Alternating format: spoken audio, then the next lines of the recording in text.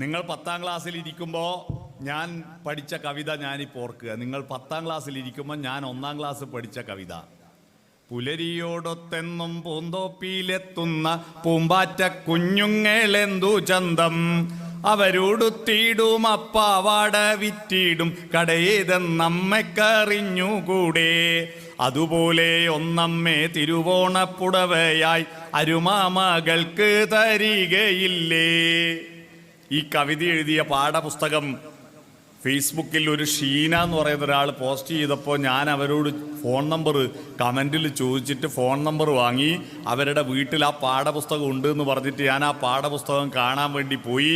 Thalassery പുന്നോല് railway ഗേറ്റും കടന്നിട്ട് അങ്ങ് ഉള്ളോട്ട് പോയിട്ട് പാഠപുസ്തകം കണ്ടു. അതിൻ്റെ പേജുകളിലൂടെ വിരലോടിച്ചു, അതൊന്നും മണത്തു.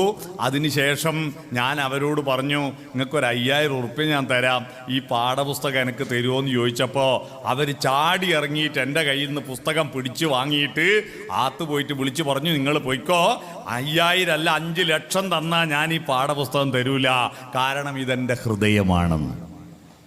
അന്നത്തെ പാഠപുസ്തകം നമ്മുടെ ഹൃദയമായിരുന്നു.